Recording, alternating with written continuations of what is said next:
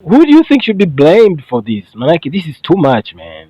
Yani it's too much. Watoto wanaimba vitu ambavyo havifai kabisa, ni haviwajengi. Na tukiangalia pia katika vijana ambao tunawatarajia ni taifa la kesho ambao wanakuwa, unakuta wanasikiza ni same songs, unaona, ambazo zina ujumbe wa ajabu. Muda mwingine ni almost kama pornographic songs mzee, kama pornographic. Yani unasikiza mziki lakini maana yake yote ni kitandani.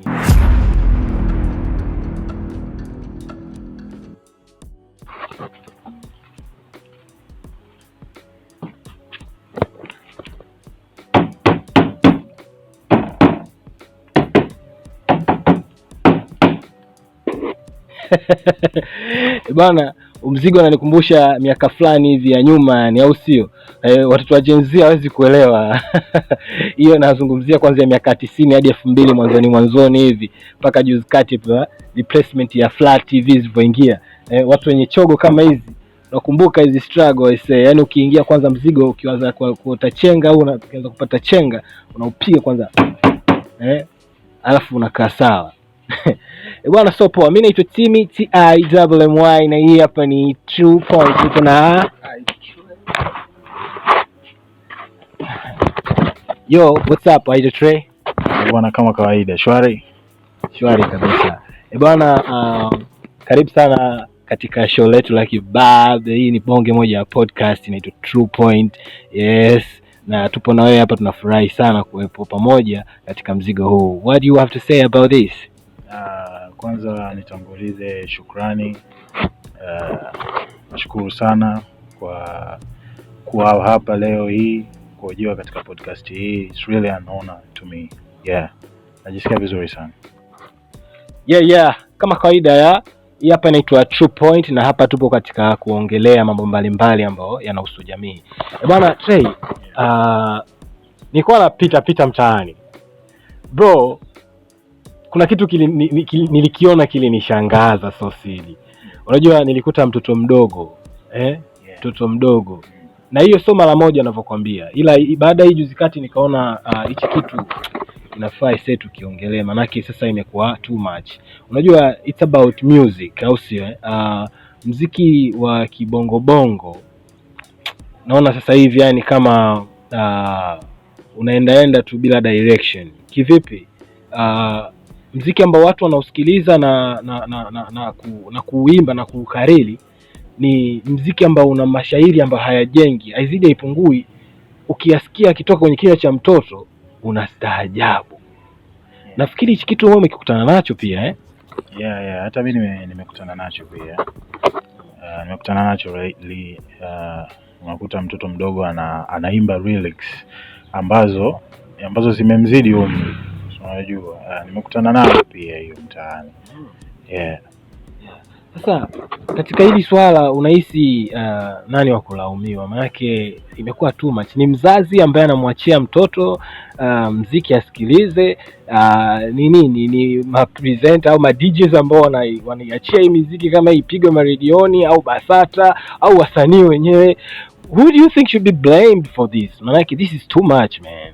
Yani it's too much. Watoto wanaimba vitu ambavyo havifai kabisa, ni haviwajengi. Na tukiangalia pia katika vijana ambao tunawatarajia ni taifa la kesho ambao wanakuwa, unakuta wanasikiza ni same songs, unaona, ambazo zina ujumbe wa ajabu. Muda mwingine ni almost kama pornographic songs mzee, kama pornographic. Yani unasikiza mziki lakini maana yake yote ni kitandani, mapenzi yote yako kitandani na sio mapenzi kama mapenzi. Unajua mimi hichi kitu kinanifanya nijisikie vibaya sana sometimes. Mpaka inafikia kipindi naona hata uvivu kusikiliza baadhi ya nyimbo za kibongo. Unajua, yani ni kwamba zinanitia hasira, kwa sababu zamani tulikuwa tunasikiliza nyimbo na ile nyimbo inakuwa inakujenga, si ndio? Ukisikiliza hip hop, ukisikiza kina 20%, ukisikiza kina Sugu, ukiwasikiza kina Professor J, unasikiliza mistari, au sio? Unasikiliza nyimbo ambayo imetulia, yani kwamba kupitia nyimbo mzazi unaweza toka mpa mtoto wako asikilize ili aweze kujirekebisha tabia fulani. Lakini sasa hivi utasikia inama chuchumaa. Yeah.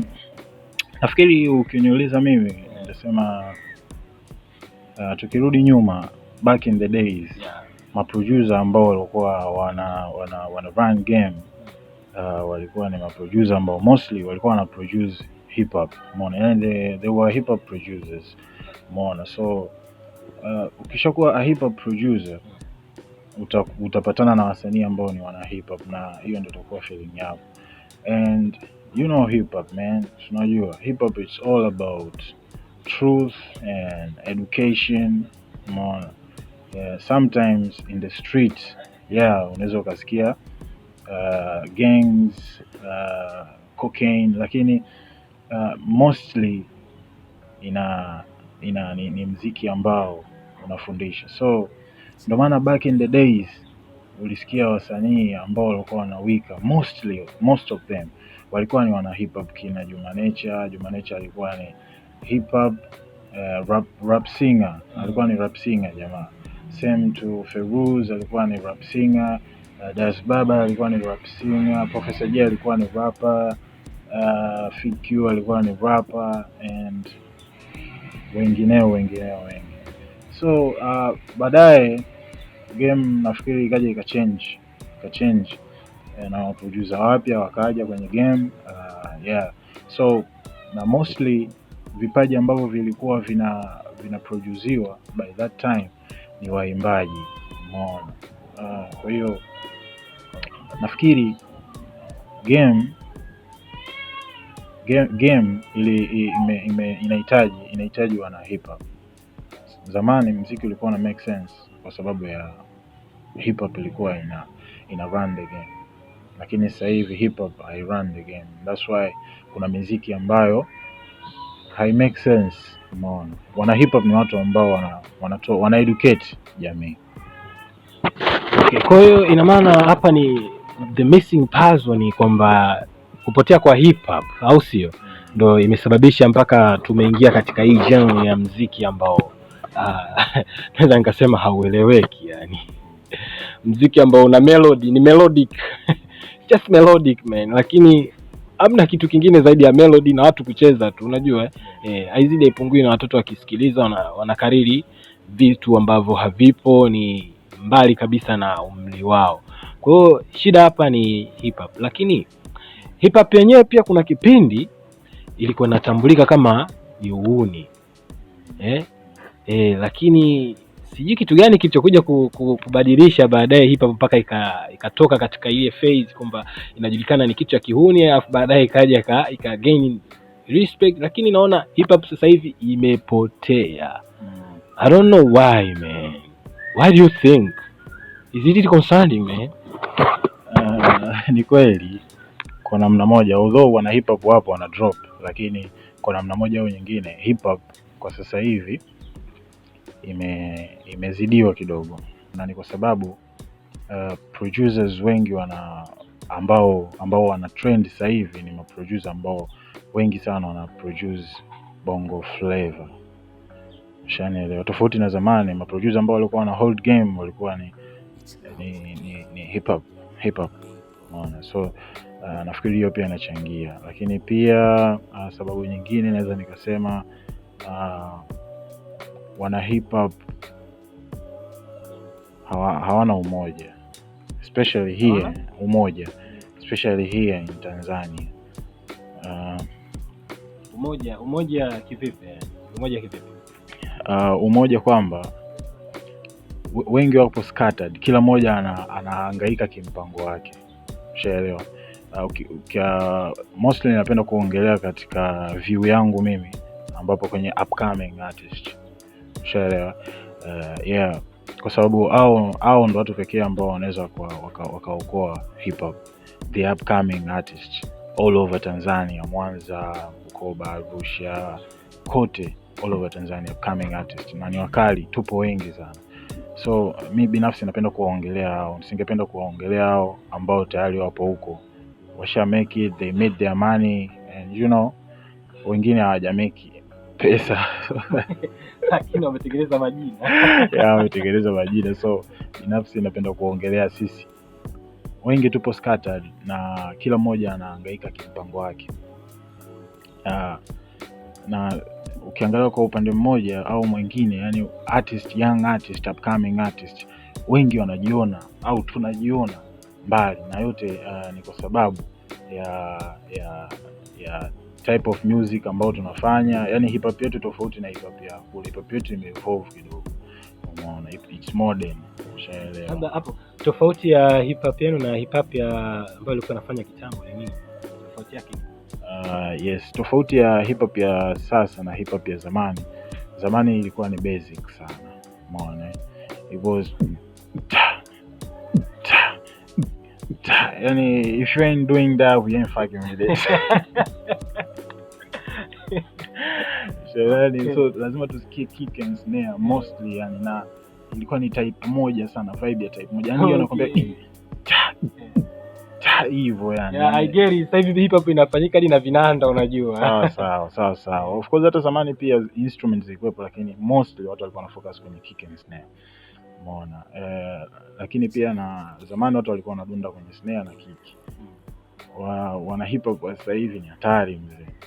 Wanadunda hadi na hats, wanadunda hadi na percussion, wanadunda na 808, wanadunda na melody, yani wako vizuri. Sawa. That's Evolve. Yeah. That's inasababisha vijana kuwa na flows and things like that. So tupo scattered, lakini kwa mfano tungeweza kuungana kwa pamoja na kuform kitu fulani, collaborate sana kuandaa event zetu, I think pengine tunaweza tukapindua meza.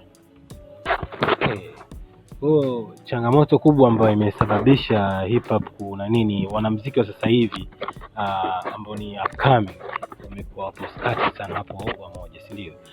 Na sasa kile kilichosababisha na wale wa zamani nao ambao tunaweza kusema wakongwe wakaikatia tamaa hip hop ni nini? Kwa sababu mimi ninavyojua muziki sio kama sana kazi nyingine ambayo unaweza una retire na nini, lakini unaweza kufanya muziki maisha yako yote sometimes. Hata ukizeeka sio limitation ya muziki. Lakini naona like hip hop imelala bongo mzee. Why do you think it's like that? Why do you think it's like that, man?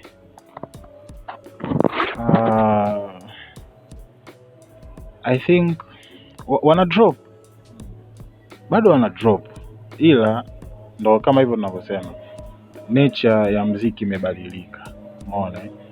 Sasa hivi mapromota wenyewe wanachokipromote sio hip hop tena, kwa sababu wao wanasema mwanangu hii sio nzuri, kwa mjini hii sio nzuri mwanangu, hii mwanangu haina soko. Lakini ukienda pale mwanangu hii ndio yenyewe, sasa sikia, piga mapiano, piga hivi, ushaelewa. So mapromoters na watu wengine wa ngazi za juu wameshikilia, wameelemea zaidi katika hili soko lingine.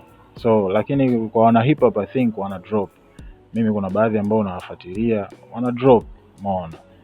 Hata Mkongo mwenyewe Fid Q tena sasa hivi anafanya na production, ameanza na production, nimeona. So they keep grinding, ila nature yenyewe ya muziki. Lakini mimi kuna kitu hapo naweza nikakiongea ambacho nakiona kwa wana hip hop ambacho kwa upande mwingine hii aina nyingine ya muziki ambao ni bongo flava wanachokifanya na wana hip hop wanakosa kukifanya. Sawa, nafikiri hii inaweza kachangia pia kuwa ni sababu moja kubwa sana. Unajua hao wanamuziki wa nyimbo za bongo flava na hizi melodic songs, si ndio? Ni kwamba wanatumia sana promo, wako vizuri katika kufanya promotion ya muziki wao, kuwagusa au kuwashika au kuwafikia watu wengi zaidi kulikoni wana hip hop wanavyofanya. Sijaona pilika za promo, pilika za kupush muziki, umeona. Na kuna kitu pia ulikiongea kwa swala la umoja, pia hicho kitu pia nimekiona hakuna pia katika swala la hip hop. Nafikiri inawezekana ikawa hiyo pia ni mchango mkubwa wa kushuka kwa hip hop. Wana hip hop hawachukulii serious kazi wanaoifanya, na hisi wanahisi kama hili kazi itajipush yenyewe. That's so wrong too, man. Kazi inakuwa stagnant, umeona, inaganda sehemu moja, itembei, yani inakuwa sio kweli, umeona. hicho kitu mimi nimekiona pia katika swala zima la hip hop, umeona. Inawezekana labda wana hip hop wakijaribu kuingiza biashara ndani ya muziki na kufanya promotion, yaani tuseme kufanya zile strategy za kibiashara katika muziki wao, huenda ikafika mahali fulani. Au unaonaje kuhusu ile? Absolutely right, ni kweli kabisa. Kweli kabisa, upo sahihi kabisa. Wana hip hop pia tunahitaji kujisukuma zaidi, umeona. Tusitegemee tu shows za Fiesta, umeona, au sijui Sprite imekuja, umeona. We can create shows for ourselves, umeona. Kwa mfano artist kama Nicki Minaj anaweza tu kuanzisha tour yake na akapata watu, umeona. Vitu kama vile akiwa anaendelea kuvifanya vitatengeneza chances hata kupandisha young artist on stage kupitia tour yake. So I think we need to do more, umeona. Au hata kama umefanya show umekuja watu 5, keep doing it. Ndio tour yako hiyo, umeona. Ukisimamia watu 5, kesho na kesho kuta utakuwa 5,000, kesho na kesho kuta utakuwa 5,000,000, umeona. It can even go big. Anaweza akafanya hata hiyo show nje ya nchi, sababu now there is internet, people watch, people see when they like the vibe, unajua. So we need to do more. We need to do more shows, more events, more promotion, more appearances, more events and shit. Yeah man, hivi yani unajua kweli kabisa hicho kitu kinaonekana dhahiri mzee. Ina maana kama wana hip hop wakiwa serious na kuanza kufanya events, shows, appearances na nini, yani culture ya hip hop ikarudi tena. Unajua sasa hivi hip hop culture imekufa, yani no graffiti in Tanzania. Imagine man, yo people out there, somebody come and start this kind of things, graffiti, hip hop battles, vitu kama hivyo. So battles ziko chochoroni mpaka kuzijua mpaka msachi fulani ndo no, batu ambazo zinapigwa kweli promo, yani kwamba watu wanaposti, batu ambazo zinakuwa kweli national wise, umeona, au inakuwa regional wise, umeona. Lakini hivyo vitu sasa hivi vimekuwa vinafanyika lakini kwa uchache sana, alafu nafikiri pia kuna bias sana katika kufanyika huko.